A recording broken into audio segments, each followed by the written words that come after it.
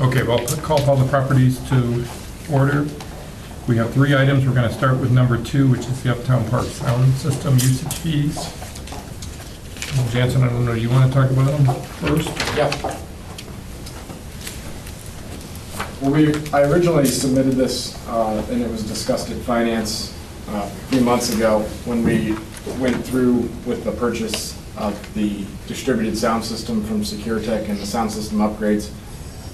After completing that project, and from listening to your discussions at Finance, we revisited this with the Uptown Park Advisory Committee and recommend that we make a change to the Uptown Park permit. There will be no changes for nonprofit organizations for the typical sound system, which is that there's no change there. For nonprofits, weddings, parties, any other for-profit event up there, will be $50 per event permit. So for those reoccurring events, I know we had some issues like with the farmers market, things like that. They will just pay $50 for the entire year, not per event.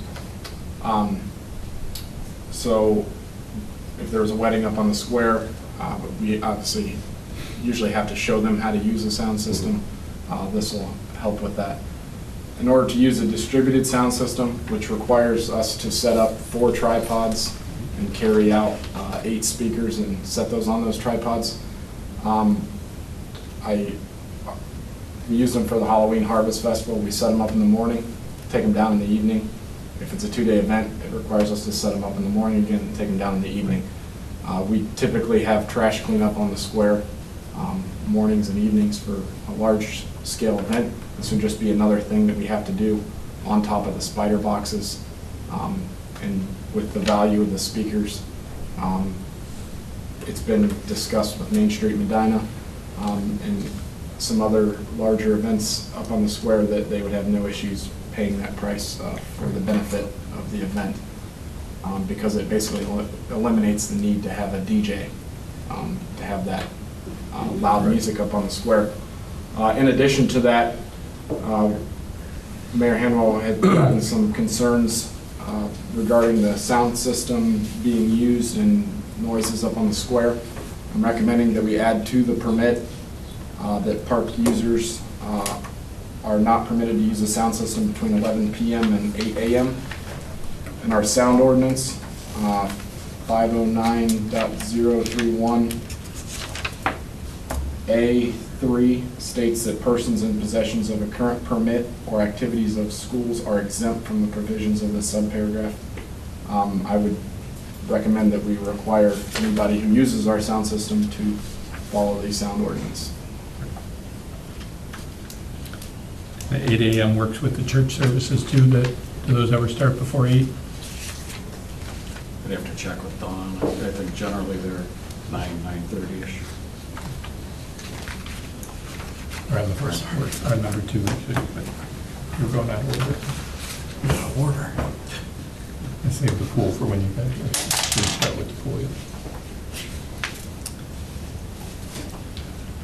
Well, Jansen, I appreciate the, this reflects what we talked about at Finance, and I know I was concerned about the nonprofits. And for the farmers market, will they ever use the distributed sound system, or they're good with just the? I talked with Keith, and he said that he didn't think they would use it. The only time it would be considered would be if there was another large event going on during the farmers market and they wanted it. But we got a lot of really good feedback from the Halloween Harvest Festival about the sound. So I'm sure it's going to be great for the Kenwood. oh yeah. I think it would be on, these regulations would be on the permit itself. Yeah. Just on the permit. Yeah. Good work. Any questions from the committee? Comments from the audience? Just the sound system, and I know there were some issues with some of the morning services on Sunday being too loud? Is there anything in our current ordinances that address that can be enforced? There used to be, I don't know if there's still. This is the current ordinance. Yeah. But if there's a church service up there, they pulled a permit, so they technically are not violation of the code. But what I've told the couple residents that have mentioned it to me is, you know, the one complaint was a bass drum, that they could feel it vibrating through the whole square for the church service. I think they had a microphone down at the base. That if they have situations like that and they call the police, you know, if we go over to the Main Street side of the square and it's still pretty overwhelming, there's no reason we can't go over there and ask them to turn it down just a little bit, be a little bit more reasonable in the surrounding areas, because all of their congregants are going to be on the park itself. There's really no reason for it to extend beyond the park. Right. So I was up there for the one that they were complaining about. I think it was unreasonably loud, but again, I was up near the gazebo. I wasn't over where it was projecting to, so maybe it was worse over there. Thank you. Don said 10 a.m. is a typical start for most of the church service. Okay. Jansen, you did say they asked the big speakers, and it's still at 100? Yes. Okay, I didn't hear you Yeah, say it. sorry. Any other questions? Move to approve? All in favor, say aye. Aye. Opposed, same sign. Okay, thanks, Jansen, for your work on that, and again, for reflecting the conversations in finance. Appreciate that. Okay, about we go to the third item on the agenda, which is public restroom facility landscape, fountain, and naming. You want us to move a little bit here, Jansen? You gotta have. Yeah. Sorry.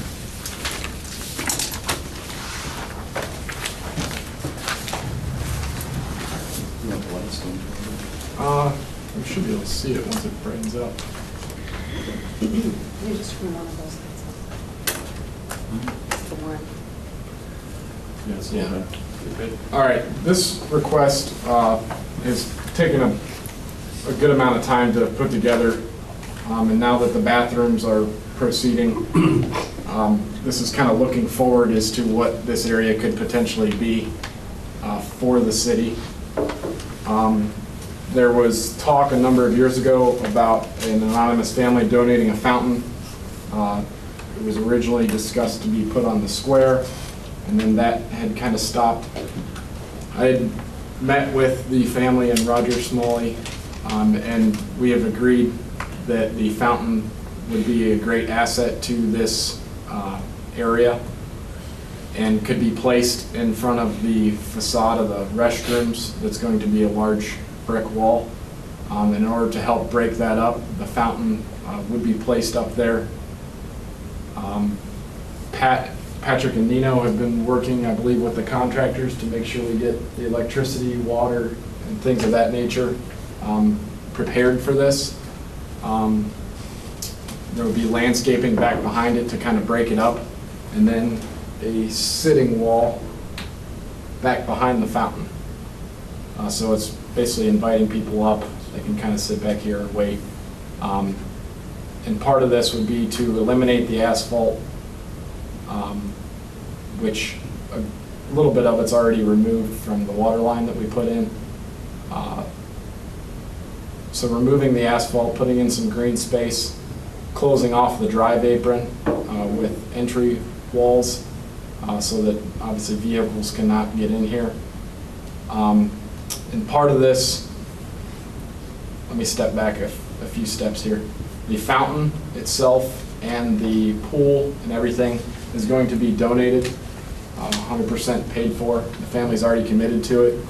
We've already put, I've been in touch with the fountain company, and we are able to purchase that as soon as possible. Does that include the installation part? That covers the installation and everything for the fountain.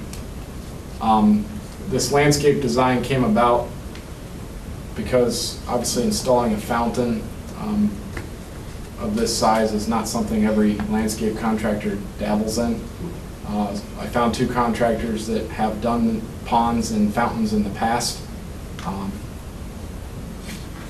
Basically took their two ideas and conformed it into what I think would be good for this location.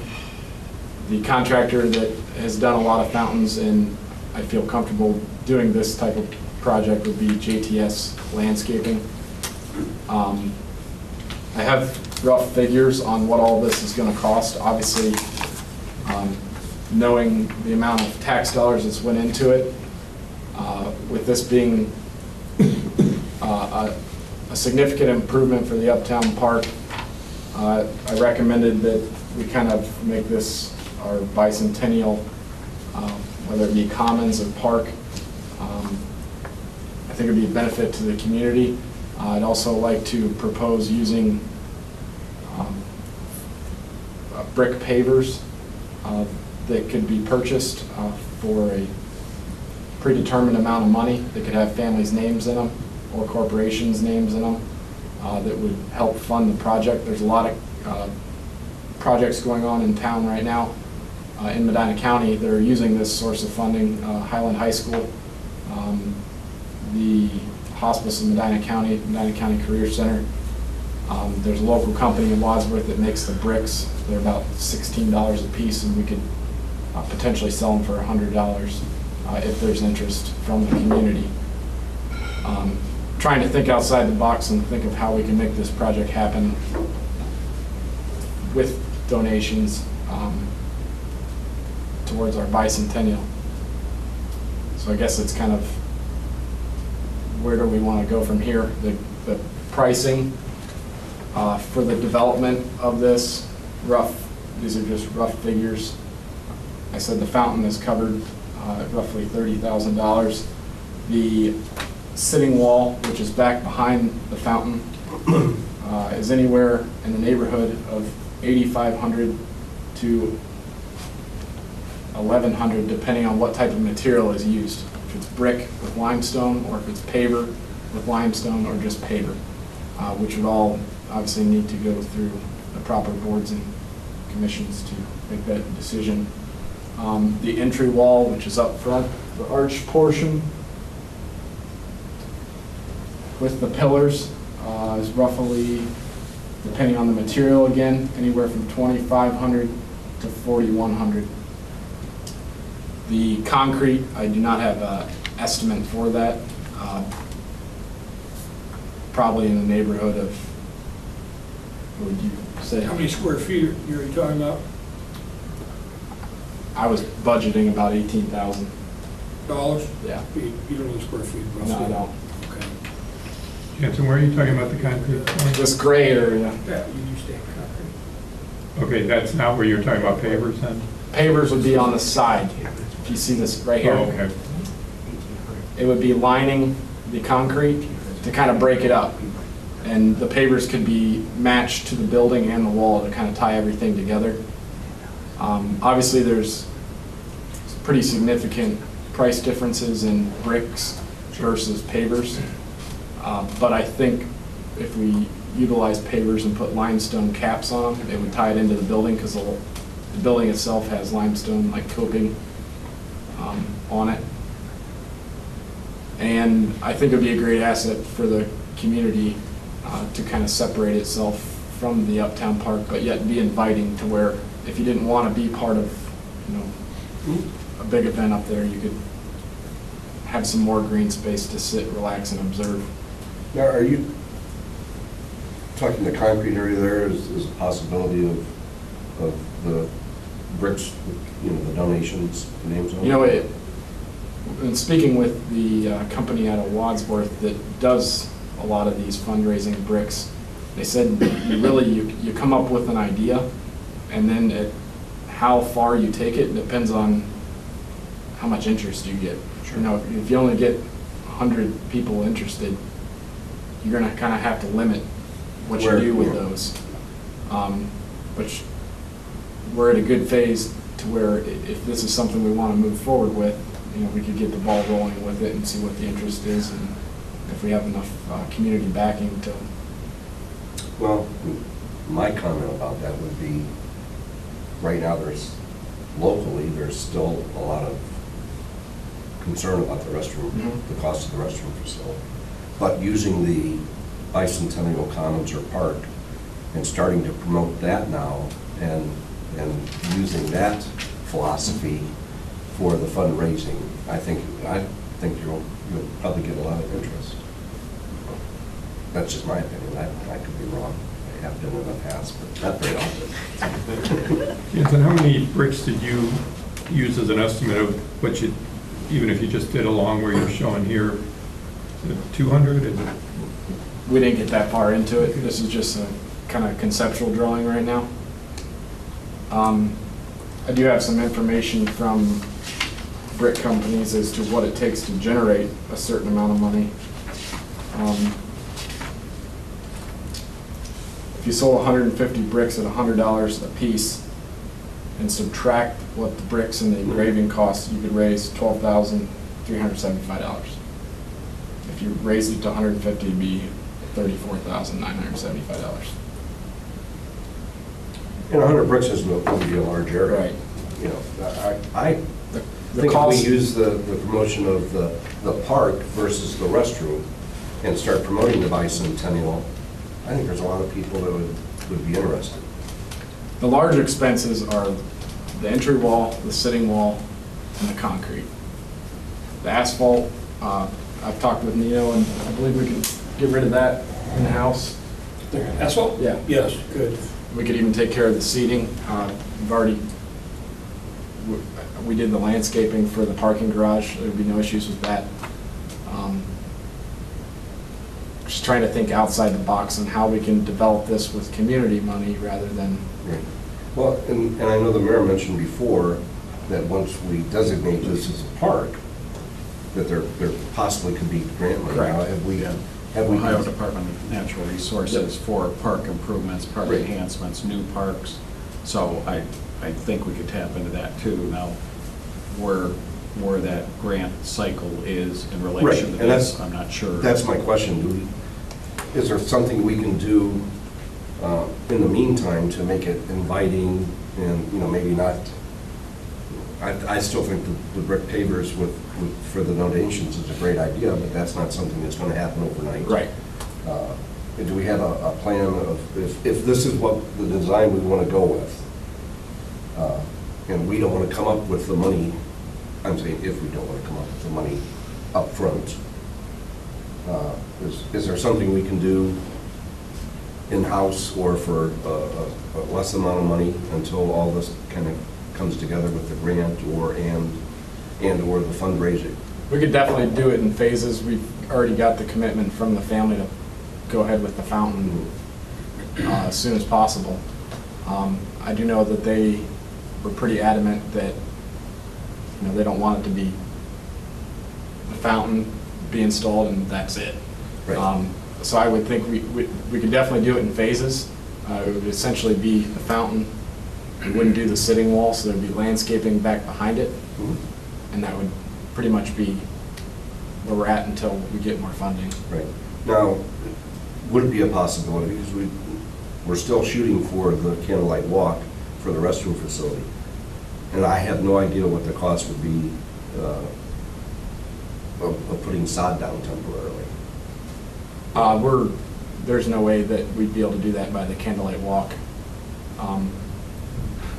They don't even have the fountain casted yet, so this is definitely something that could be done in the wintertime, Mhm. but there's no way it would be able to be started and finished by the candlelight. So the restrooms hopefully is just going to be finished by Yes. 3 weeks from now. Plan. Yes. What? So they'll be open for the public, but Right. it'll be the parking lot that's there. Okay, Yes. that's what, we're not going to try to dress it up for, No. okay. That I answers mean, my if it question. needs cleaned up or, Sure. swept up, things like that, we do want to have to try to do something because we want to restrict parking. Right. Even though it's still paved and there are still parking spaces there from the building to Liberty, we want people to get used to not parking there. Right. So we may have to Set a couple put bollards a maybe couple there. bollards or something Right. there just to restrict that. Because what I don't want is the conflict of cars and Sure. pedestrian traffic. Agreed. So I think that's probably the best we're gonna do until we can get to the, probably even into the spring where it's more conducive for some of these other things. Jansen, you said it's torn up a little bit from the water line already. Where's the, I didn't notice that. Left. Closer to the building or closer to the street? Right there where the hand Closer to is. the tree, we hugged it, kind of went in and then back out, thinking that there would be a little bit of like a green space. So what would you do when we open it for candlelight? Are you just gonna fill that in? Oh, it'd be patched, yeah, we have premium fill there at this juncture, and we'll put we'll use that hot box and put some asphalt down prior, absolutely, it'll be safe. And another suggestion for a temporary, especially for the candlelight walk, if the facility's finished, some of our planter urns, maybe we could talk to Boyers of putting a little shrubbery in or something and line them across, and maybe set them up through make it a Try to little dress it better. up a little bit. Yeah. I don't know even how expensive that would be. But Yeah, the only problem with even having a shrub and an urn, they survive the winter below soil. Right. But in a pot, if it gets too cold, it'll just Right. kill the shrub. I'm not sure, Jansen, if you or they may know of something that might be hardy enough to, even if you've got the urns and put some poinsettias or something, just temporarily because I'm sure that during the winter months, there's going to be a lot of activity going on in there as far as the fountain being Yeah. installed and a lot of other things. I'm just Right, talking right. for, Yeah, we'll think of decorative for something. for the candlelight walk itself. yeah. Jensen, can I ask, you're gonna plow the snow with the Ventrex? Yeah. Okay, so it'll be manual, it's not a Yeah. truck going in there with a plow Right, or right. anything, right? That's the point of putting the archway in here. Down the road, Obviously, this understood. drawing isn't to scale, but it's to prevent, cars from being Vehicle in there. traffic, right? But speaking to scale, Jansen, what do you think the path would be there, the sidewalk, and then how much grass on each side, just a rough? I don't have the exact measurements. I know that these walls right here were to be a little more than 10 feet long. I would say the pathway would be anywhere in the neighborhood of 6 to 8 feet, which is larger than what's up on the square leading to the gazebo. What are those? Are those 6? They're a couple Five different was the largest. sizes. You said 5 was the largest. Yeah, I believe 5 is the largest. So the green area approximately would be 20 to 25 feet wide then, on each side? Yeah. Jansen, do you think we have time between now and the candlelight walk where we could maybe have some conceptual drawings and some info on the pavers and about Bicentennial Commons and maybe see if we can generate some interest? Because there's going to be a lot of people up on the square that weekend. I think That's it'd a be good idea. Good time to see if we can generate some interest in it. Marketing, Yeah. telemarketing. Roger, can I ask you on behalf of the Bicentennial Committee what the thoughts are about this being Bicentennial Park and these ideas? We had a meeting just last week, and I showed 3 of the photos that Jansen and Miles that you're looking at now. Very, very positive reaction. They certainly like the concept.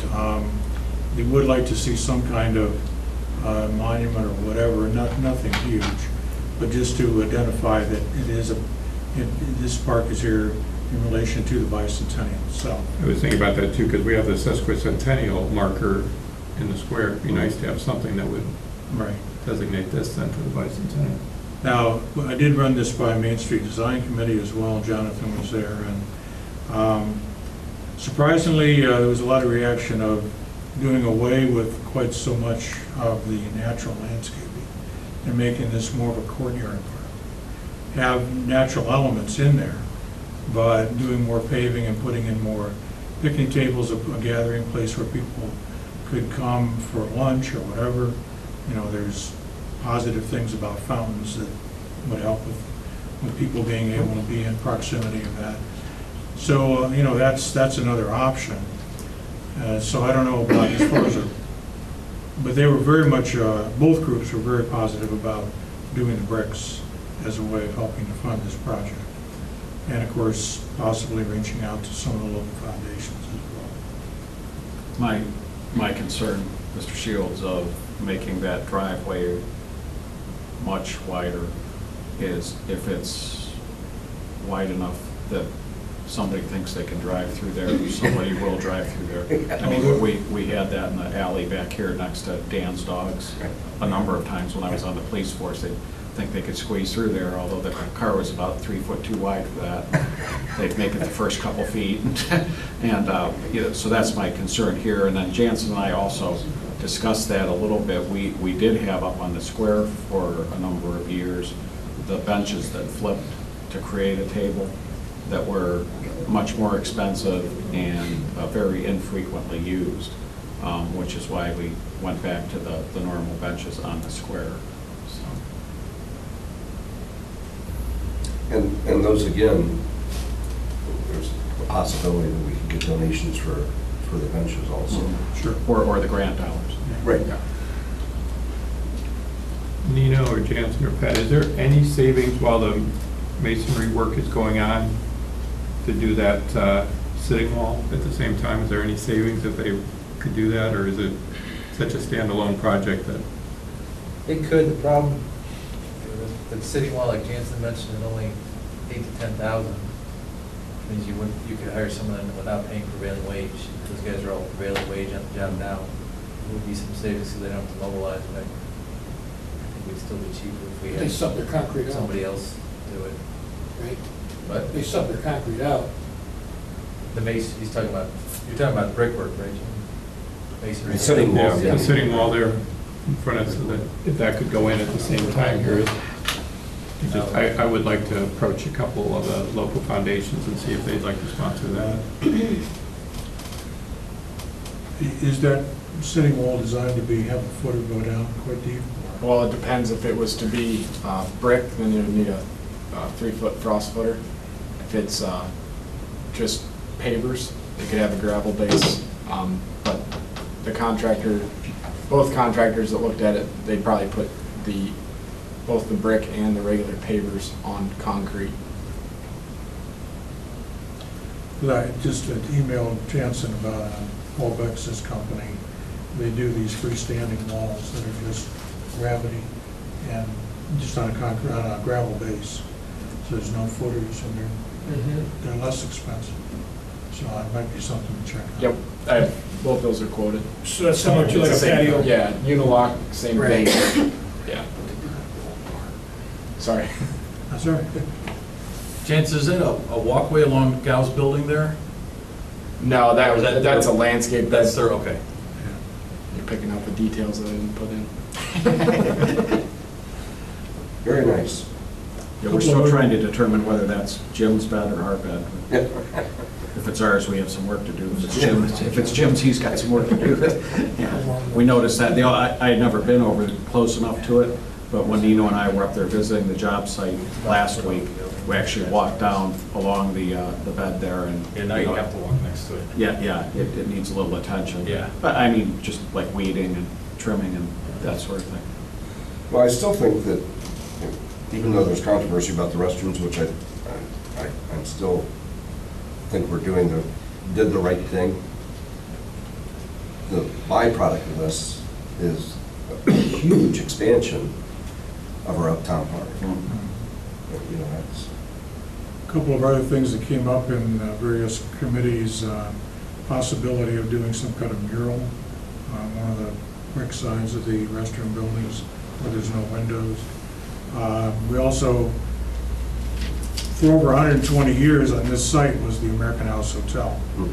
And we have a lot of photos of that could be blown up and could go inside the building or some of the outside walls, whatever. This is a very nice chance, and I appreciate all your work on this. This Yeah. really looks nice. Yeah. But they could have, But we have a couple other council members here, questions? I have two. First thing, I kind of agree with Roger a little bit with the lessening of the trees and landscaping as far as the grass is concerned. And I know that, you know, the Parks Department is busy. I don't know why you want to add more work. I mean, you don't have enough, the time you have to spend. I mean, if you start trying to cut grass in there, collect leaves, get the leaves out of the fountain when they go in there, I think that's just creating additional work that maybe we, you know, if we do more of the hardscaping, eliminate some of the grass, because I don't know how you're going to get in there and bag the grass and then sweep it off the walkways, and because it's a small area. I mean, it's not as big as the Uptown Park. And the trees with the leaves just a little concerning in the winter. I mean, I don't know, you have to clean them out of the fountain, and it's just gonna create more work for all your people, and they're already strapped for time. I don't know how you would have them do all that. That would be a concern, and also maybe some communities, if you go around, I mean, it's a lot more in Europe, I guess, is that, you know, you have that checkerboard, concrete area where you can have a chess game or checker game where people can congregate there to have an activity that would not otherwise be there. That would be kind of unique for the area, but I don't know how you regulate that and keep it going as far as the pieces and all that, because they probably disappeared over time. Does not sound real Victorian era, though, either. It's not, but it's some activity that they can take there. The only other thing is that the walkway, I mean, if you get too skinny of a walkway, I mean, you get people with strollers, with multiple strollers coming and going, and they'll be walking more on the wall than on the walkway if there's a lot of activity, especially to go see the fountain and stuff. You know, I don't know, I just think it would be better if it was more open for more congregational walking. Are we proposing any lighting in there? Except for the building itself? We are not. There's lighting on the fountain Okay. that uplights it, shines up out of the water onto the fountain. That would be it, not onto the building. Well, we have the holiday lightings on the building, and then we have a couple of areas to add later. Pat and I had talked to the contractor. We didn't make it part of this, but we'll put up some lights for safety purposes. We're gonna have lighting on the building for exterior. I'd also like some cameras on it to protect our investment there. Sure. Nino and I Yeah. talked about that already. Right. Or maybe even some of those, you know, solar lights, nice ones. And there's a lamp post right outside on court side by the archway Right. currently. How lengthy of a process is, I mean, what's the process to get it dedicated as a park? You guys naming it. All right. Yeah, you're gonna name That's what we're Is here that for. something we should start talking about immediately so we can start Yeah, I that's think it's what the we're first here for. step. looking at the grant Yeah. money and Yes. see what. And that's, we can't apply for the Cameras, grant another until it is. 20,000, Right. lighting, it's all gonna start adding up real Yeah. fast. Well, that's what's part of the request for council action. Oh, I guess I should have done that. And Jansen, I think you actually, what did you estimate, 50,000? For the, yeah. Let's see that. When we came up with the design, obviously, you know, we're concerned about money, which is why it's concrete and not stamped concrete, not pavers. The reason why there's more grass is because it's much cheaper than concrete. As far as maintenance goes, the way I look at it, we have 4 guys on the square mowing, and for them to drive across the street and mow that, it would probably take an extra 15 minutes. And we're already up there, so I don't see it being an issue for our staff. Well, my suggestion would be to go ahead and pass it through public properties, the naming it. I don't know, I like the bicentennial idea of the park. And then start looking into the fundraising. I'm sorry. One comment I heard is that some people prefer Bicentennial Commons so that if it's called park, it's not mixed up with the Uptown Park. I don't know how the committee feels about that, but at least there's some differentiation, in particular from a safety response. You know, if you hear commons versus park. Could it be dedicated as a park regardless of what we call it? Yes, yes. I'd be okay with that too, with Bicentennial Commons or. Kind of differentiates it a little bit from the Uptown Park. Well, let's get the ball rolling. When, sorry, is the fountain probably coming or starting winter, spring? Well, I haven't given anything to go ahead because obviously I wanted to discuss it today. But we can place the order as soon as possible and it could be started this winter. I guess that was my question too, even as you start installing that, does it make sense to try to get that sitting wall done at the same time? Well, that whole area will be excavated just because of all the work that we have to do, the footer and everything for the fountain itself. So we're gonna have to wait till obviously after the candlelight walk, when the contractors are all out of there, depending on the weather. Is this thing ever gonna do it in phases? Maybe we could start working on somebody to sponsor that, or, The wall itself? The wall. yeah, so that could be done at the same time the fountain was being done. Yeah, I would see that being as like the first, one of the first phases, because that's gonna be the most significant construction, other than removing the whole parking lot.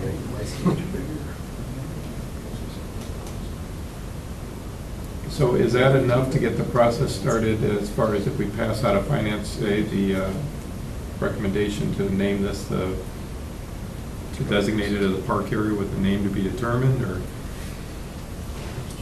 Approve the concept. Yeah, I mean, we could approve the concept, subject to change, and I think are we pretty comfortable with the name? Or does that need to be? We got two other council members here, any bicentennial comments? Yeah, I think that's descriptive, considering the time that we're building it. Yeah. Mark told me he likes that versus park.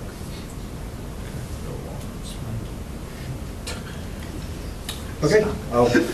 I'll move to,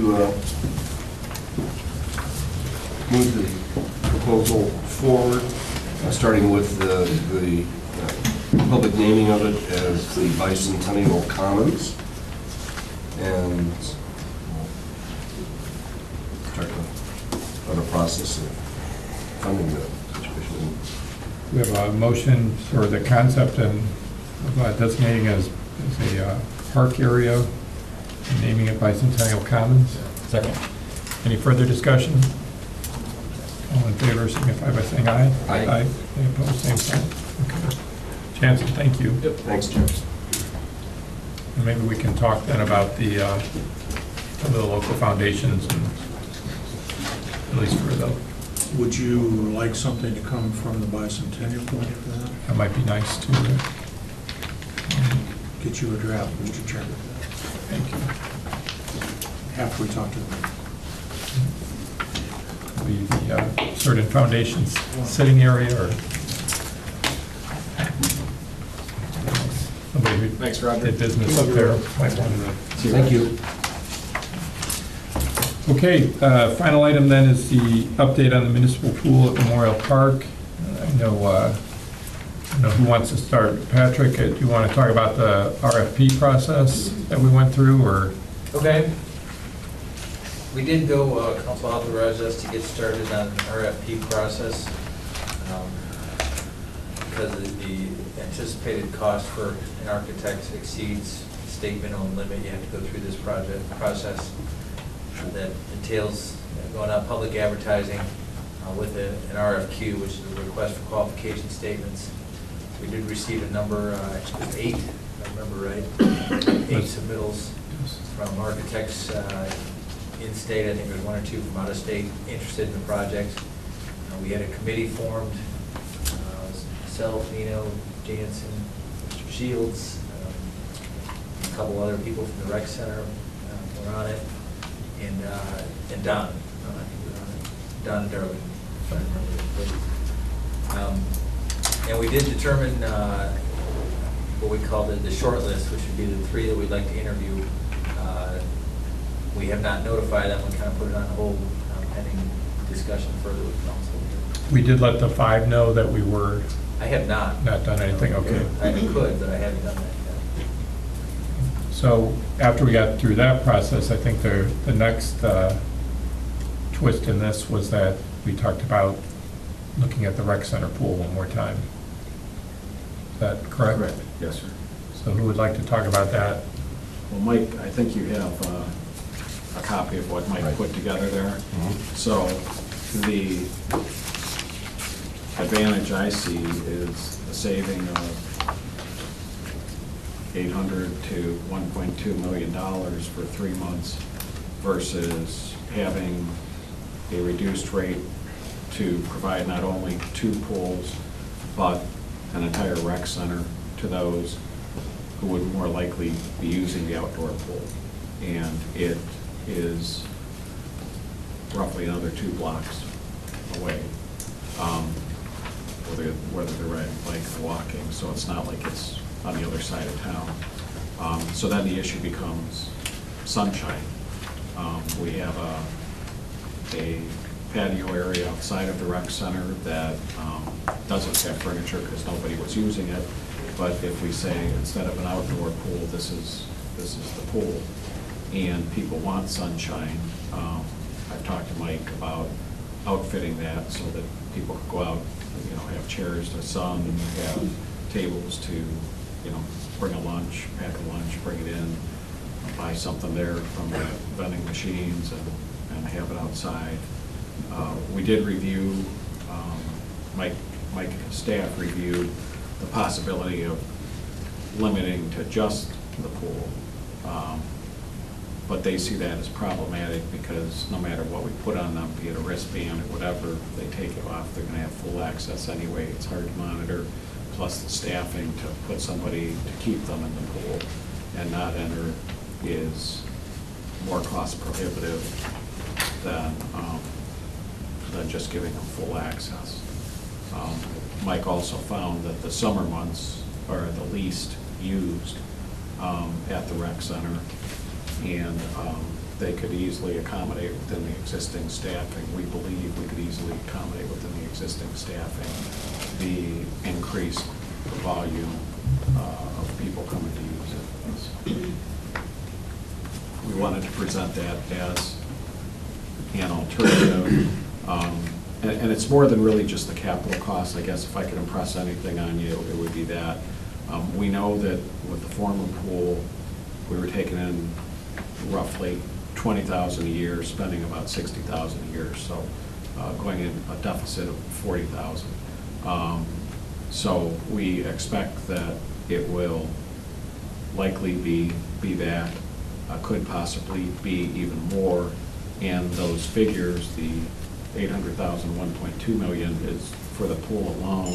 We also know that the filtering system, the bathhouse itself needs some remodeling, some handicap accessibility issues. So, just as you put all those things together, the question is the expense in these tightening times of our general fund, is the expense justifiable for the limited clientele and the limited usage for those 3 months, or could we accommodate it reasonably over at the rec center? My only comment is the outside area of the rec center is nice. It's very small, and I don't think you get much sunshine in there. I mean, it's just surrounded by trees. It's, yeah, oddly, you bring that up, because I just actually checked it today. I'm thinking about it. It's the northwest corner of the building. The sun actually doesn't hit it until about 2 o'clock in June. July, it's about 2:30. August, about 3 o'clock. And the patio, if you add up the size-wise, though, it's probably the same size or close to the deck size of the pool now, the outdoor pool. To furnish it between $6,000 and $10,000 probably. We're thinking each chair we could probably get, I estimate, I looked it up, and it was, there's a special now to buy the chairs for about $200 a piece. So to get 30 to 50 chairs is $6,000 to $10,000, depending on if we get 30 or 50.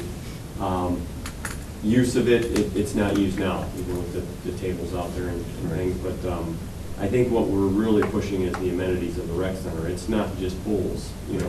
I realize people, when it's a nice hot day outside, they want to swim outdoors, but we're giving more of a, we have the basketball courts, we have the games. There's just a ton of things to do in the rec center, and it's going to cost the same amount if it's the $3 rate that we go with. The idea of, I don't know how many people use it. When we had the last program in place for last year, not too many people used it, but we didn't advertise it. We could put a sign right on the gate of the pool, outdoor pool, saying, hey, go to the rec center for this rate, and you can use the entire facility. It's going to increase population. And I like this proposal. I do. I just think that we will have to spend some money. I would think that we would have to spend some money to make it more inviting for I think the main reasons that outside area isn't utilized, no parent's gonna go sit outside while their kid's swimming because there's a small door that they have to go in. Yeah, they can walk around and look in the window. Right. Maybe if we considered opening that up, expanding maybe sliding doors or something, so it's more, and when the weather is nice, because it's still gonna be fenced in, nobody's gonna be sneaking in from the outside, where we can open up a lot of that wall to show that, okay, yeah, you can sit out and sun yourself and still see your kid in the pool. And I don't know if that's why it's not being utilized now by the rec center patrons, or it's because it really doesn't get any sun. And maybe just moving some of the trees surrounding it would. And we really don't have the furnishings out there for Well, something. I mean, it's that too. Picnic tables. Right. If we tried it, if it's something you wanted to look into, we talked about it, John brought it up about a year ago, about a retracting roof. Now, a wall's a possibility, but I'm sure it's very expensive. It wouldn't be something easy to do, to just be able to. Right, but I think it'd be a lot retract the cheaper than windows. $800,000. Yeah, I guess that's what I'm with Denny. I'm trying to think of some compromises here too on making it a little more user-friendly. I also would still like to, I think when we had somebody every day at that pool who checked people in, took their money, there's got to be a way to separate those pools. Even if we have to spend some money to have somebody check people in and out. Separate those pools from the rest of the facility, you're saying? Yeah. Yeah, I guess what our question is do we want to separate the pools from the rest of the facility? I mean, if we're offering it at $3 a daily permit, or $44 for a child for the 3 months, and we can get them interested enough in the rec center, which is better for their health and well-being, as well as get some further memberships, which helps the revenue side, then we see it kind of as a way to market and expose during our slowest time of the year, which is the summer, typically.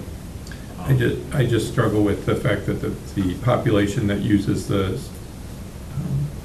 outdoor pool, it's going to be a little bit more of a stretch to buy a membership. That 13 years of age, I will tell you that I know those kids that use that. They come with their brothers or their sisters. They aren't going to have an adult who comes with them. It's going to be tough if we keep that 13 age limit to use the rec center. Yeah. And I guess that was the other reason I was thinking if we just keep it to the pool, maybe we could have a lower age. I just want those kids that were using the outdoor pool to be able to use this pool. If we're going to do this, I want to make it as easy as possible for those. But I think if we set the fee the same, I think the fee was $3 at the outdoor pool. Yeah. So now it's not the money thing. Right. I don't think the outdoor pool, I wasn't aware of it till that came to light. I don't think the outdoor pool should be babysitting for these youth. I think, the parents or some older brother, sister, aunt, neighbor, somebody should have responsibility for them, not our lifeguards. And, now whether 13 is the magic age or 11 or whatever, we can talk about that. But I don't think that 4 and 5-year-olds should be dropped off for No. the day and we're responsible for them. And I guess all I'm saying is there's a lot of times where there's a 11 or 12-year-old brother I know that will take care of that 6 or 7-year-old sibling. But ideally, we still want people that are going to keep an eye on the kid in the pool. You get a 6-year-old in there who can't swim, a 12-year-old. Yeah, we have lifeguards, but their whole sole purpose is to watch everybody, not just one 6-year-old. Even the outdoor pool in the first week or two, you can talk to any of the guards that work there, they ban a lot of people in that first week who are just bad seeds. And then you let in that lower age group and you get that, that's what's going to happen. We want them to be with their parents. We want, the parents to enjoy time with their kids. And I think that's the way to do it, is have the age stay the same. Plus, our purpose is, in the last 3 years, we've set up this policy, ID policy on purpose. We haven't had a theft since before January of this year. When we were having them, almost every month, we'd have thefts and different things going on. We started the ID policy, took 2 years to really get effect and everybody know what we're doing and how we're tracking them back to their IDs when they stand in for thefts and different things, and it stopped. We have no thefts since this year at all, not one reported. And it's because of the ID policy and controlling the kids and what's going on. But ideally, this proposal's still good, you know, we can use it for this 2015 and see how it does. Well, that You would be won't have my the pool- suggestion. Either way, the pool probably won't be done by midsummer, right? Right. I mean, even if you go forward with it or not, so we could still use the first year, the 2015, give you some more time to decide what you want to do, refurbish the old pool, or what you're going to do, and if enough people use this, it might be worthwhile. You can verify that. Go ahead. I'm all for this as a temporary alternative, but I'm not sure that I'm ready to throw the towel in an outdoor pool yet. Well, and, you know, that's up to you guys. It's an alternative. I'll tell you, if we open the outdoor pool, I'm not gonna let the 5- and 6-year-olds in without some supervision. So we're gonna change the rules. So keep that as part of the balance here. I do not want our lifeguards being babysitters. I agree. For the They deal with a neighborhood. lot of stuff. Right. I mean, the guards can get. Yeah, and like I said, I agree with Jim. The goal is to, which it looks like you're accomplishing it, and adding on the rest of the facility for the disadvantaged kids that use the old pool to be able to have a place to go and utilize it. As far, like I said, there are still a lot of people that, or parents that bring their kids that want to be on the outside. Maybe after, if we can promote this through the local media and the cable and our website for 2015, promote it well enough that we can see how it goes. Then we can readdress the redoing the old pool, or maybe modifying the rec center so we can open up that wall more.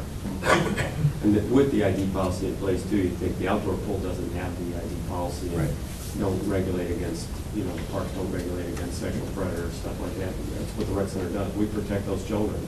If they're coming to that rec center, you should feel pretty confident they're gonna be in a safe environment too. Not just, open doors and open pool. The only other thing I would share with you is, and Jansen probably wouldn't, but we've combined these 3 departments, and he's doing a good job overseeing those to add the outdoor pool, if there's a way around that, would be my preference, that we don't add something else to his plate, because he can juggle so much, but this might be a tipping point to open that outdoor pool too. Even with the extra splash pad, it's been a lot of extra hours for our staff. Darlene has spent a lot of time at splash pad every weekend. I mean, go back to the pool, you're using more lifeguards. Darlene's gonna be out there more at lifeguards, all of our staff. So, things to consider. No, we could get, if the committee's interested, or, I don't know if we need to pass this to finance or whatever, because it's, I guess we'll have to change for the fee schedule. But we could get some estimates on what it would take, maybe to create an automatic sliding door, so that, you know, as soon as you approach it, it opens up on its own and things like that. It would create a wider area for viewing. At the same time, you know, in addition to the door, what if we put a couple longer windows in, so if you're in the patio area, you can see in a little bit better and not be so isolated from it. We can see where those numbers fall out, and bring that back either to this committee if you want to wait. I mean, we're not in a big rush, because we're not doing substantial changes over there to accommodate this, or we could take it to finance, whichever you prefer.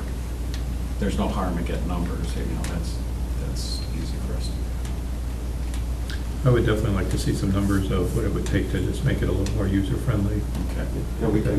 And by that, am I describing that right, that we'd like to see some wider windows to see from the patio in, and maybe a wider exit instead of just the one-person door? Or even, I'm not sure what you guys mean by user. I meant actually, when the weather permits, having that area open. I don't like a know if that- retractable wall. Kind of like what House of Hunan has, Yeah, that very type good. of concept? Yeah. Right, and I don't know how that would affect the, It's a controlled environment, right? It's Right. Air conditioning it's and all that. humidity, Yeah. but I'm That's what I was sure gonna say, it might adversely affect some of the operation part of the pool because you rely on humidity to keep your temperature up, to keep the chemicals in balance. It's a whole. Because there is air conditioning. It is something we can look into though, with to extend the sun deck around to the side of the building and have larger doors. You know, the idea of having the sun deck right in front of the pool instead of around the corner from it. Right, like some of the facilities I've been in are dealing with issues of their ceiling rusting because the humidity is not right. You know, the settings aren't right. And the chlorine is affecting the I-beams in the ceiling. It's rusting. It costs hundreds of thousands of dollars to repaint it. We don't have a speck of rust on our roof anywhere in the ceiling of either one of those pools. It's very important. So it's something we have to look into if we're talking about leaving doors open. Okay. Yeah, what if that? I'd like to see us go ahead with this and then take the next year to look at some of these other options. And to see how this is received, yeah, I agree with you. Yeah, we advertise this. This could do well at the rec center. It's just, we can try it. And what would we do, Pat? Would we let the 8 companies that submitted the request for qualifications tell them we're going to put the project on hold for at least a year and then? Yeah, and I think we're allowed, so if we wanted to revisit it, I think you're allowed to maintain a list for a year or two. That's looking into that, but that way we would avoid that whole process again. That's what I was thinking, because obviously they put a lot, some of those companies put a lot of work into putting it together for us, and there was some nice proposals there. Right. I would hate to have to start that process all over Right, again right. if there is a year or two that we could buy the time with them. And I'm almost positive it's at least a year, and I think maybe it could be a 2-year list to check all of that. it would at least give us some time to check this out and try some other options then. And I apologize, maybe we should have thought of some of this before, but, I mean, during the budget process, when we're hearing that the general fund is shrinking and shrinking, which the parks is funded out of, and then the cost of doing this, you know, we just started to look at other alternatives, see what else we could offer.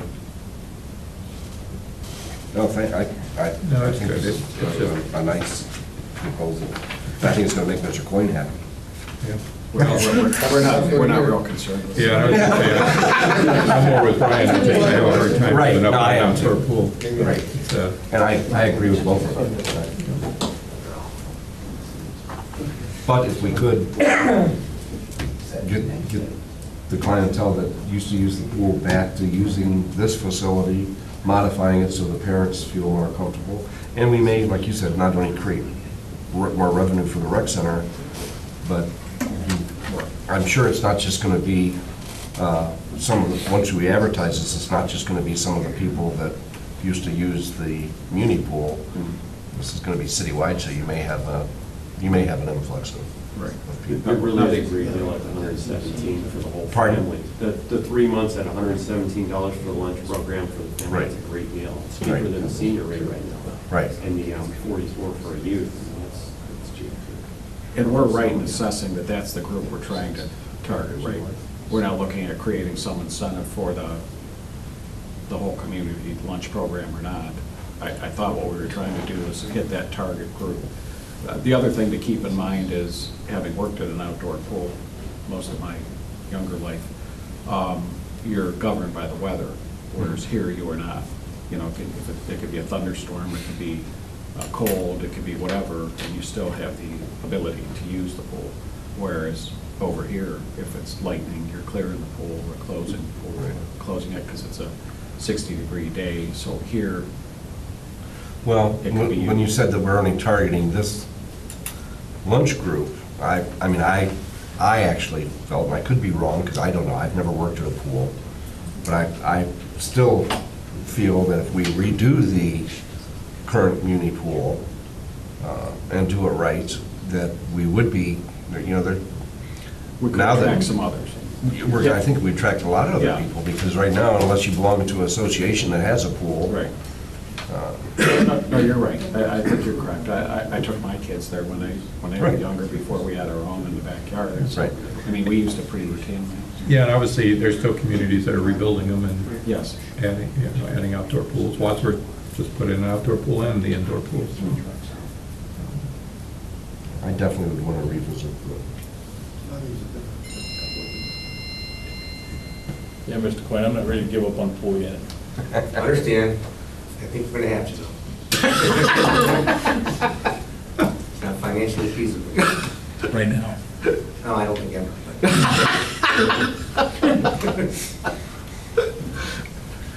We've got out Christmas lights for a few years. Fundraisers and runners. Cut out Christmas lights for a few years. They're not $1 million. And 10,000 people in one couple weekends use it, where the pool is only 4,000 for a year. Brian, you like the lights. He didn't the first year. He likes it now. Not the fireworks. He Not on my tree, I don't. You're getting there. Okay, well, do we want to pass something today? Do we want to take Mike's proposal, kind of refine that a little bit and present? I mean, I know, again, I just don't know 13 years old versus, I don't know what the magic number is, Mayor, but I can show you a lot of 11 and 12-year-olds who are very responsible kids in these situations where they're truly raising their entire family. They're probably the most responsible person in their house. I see that every day in the school system. Will the 11-year-olds have IDs from the schools? I thought that's where the 13 came from, was they had school IDs, and at least we could check something. Yeah, actually, we don't do school IDs until high school. Is that where 13 is? We went off what other rec centers use, and they were using the age of 13 and up for what they do. Okay, what are we using for IDs for 13 and 14-year-olds? The parents have to sign them in, or they already have to have a non-rec member ID. So if the parent comes in with the child, supplies a birth certificate, we can print them a non-rec member ID for $2. Okay. And sometimes we do it for free, depending on the family. And, you know, Right. they- Okay, so that being said, if this committee, or you want to ponder it, we can have another public properties committee after we do a little bit more of this research on the doors or windows or whatever, some modifications, extending the patio would require, come back and make that presentation. If you guys would like to consider what you think would be more reasonable age, be it 11, be it 12, we're open to discuss that. Yeah, we could change it. Mike's open to change that. And then, Mike, at some point, we can do the free and reduced lunch. I can't give you that mailing list. I'd have to get a letter, and then we'd have to... No, that's okay. If there's just a way you could notify the families, you could send it out in a, your newsletter you guys send out once. We can do that, yeah, which is, the federal rules do not allow you to share that with Okay, that's anybody. fine. And nor did I think that we really could. But I like targeting, that's what we did that year. I don't know if you were here, Mike, when Rotary was sponsoring the memberships. Right. Yes. Rotary paid to have us send out the letters. They created the letter and then we sent it out. Right. Okay, well, why don't we do that? Why don't we just maybe, the concept we like, let's just see if we can refine it a little bit more. Details. Yeah, and then bring it back to public properties. We have a little time here before, obviously, Right. that we have to worry about Right. the outdoor. Yeah, pool. this is the best time to kind of work through the detail. Yeah. And then by the time we hit the springtime, we'll be ready to market it, good to go. Yeah, just let us think about it a little bit, because I know for Brian, he's just hearing it, and Right. Denny, I have a heads up that we were talking about different options, but I it can took go me a back- little while to grasp this idea too. I can go back and review other rec centers too and see if they've changed policies in the recent, years and to accommodate for different things too. And I don't know if it's, once they get into middle school, but I can show you some pretty responsible. We get that all the time. We're like, well, why did you pick 13 over 12? It's everybody, well, I have a 12-year-old, and then there'll be now I an know, 11-year-old. no matter where you set it, but Yeah, I just absolutely. worry once you get to 13, some of these. Yeah, actually, once they get 13 and above, they're a little bit less responsible. Yeah, kind of goes up and then drops off there. That's Mr. Quainer. Yeah, they're busy looking at. Probably Christmas lights. I mean, ideally, if the parent still comes Got a big old in, meeting here. the parent still comes in as a 12 or 11-year-old, they'll still have to verify with birth certificate their picture, and we get them a non-rec member ID, then I couldn't do that in a 12 or 11. That's what we're talking about. Right. We follow the same process. Yep. It's just where's that bright line? Just the- And I think, Jim, you're right. I mean, elementary school is probably maybe 10, 11, by the time they get done with fifth grade. Yeah. Roughly. So, so if you said 12, if you're in sixth grade, and from then on, I don't see that as insurmountable. And I like the idea of having all the other activities available to them. Yeah, I do too. I think there's a benefit to that. From a health-wise, from a building the customer base of the Right. rec center. Mhm. And for that matter, maybe, this child or that child is not a swimmer, but they're interested in basketball, but they're interested in running, or they're interested in weightlifting. And, I just talked to that running group down at Bryan's school this afternoon. Yeah, Girls on the Run. And, I told them, we're not telling you that running is it, but find what it is. It might be bike riding, it might be hiking, it might be whatever, but don't be sitting in your house watching the TV or playing on the computer. Keep yourself healthy. Mike, is the limit 13 for the weight rooms too, or is there a higher limit on that? It's 10, actually. If you have an orientation class, you're allowed to be in there at 10 and up. Well, that's discriminatory. Actually, I'm more worried about some of the machines and stuff like that. I'm more worried about there in the weight room than. Remember, they're with their parents up there as well. Yeah, Parents are with them in the business room. exaggerated. Okay, any other, That's another comparable then. We can do it in the weight room. right, yeah, I know, actually, I'd be more worried about in a weight room. Anything else for public properties today? Okay, if not, we're adjourned then. Thank you.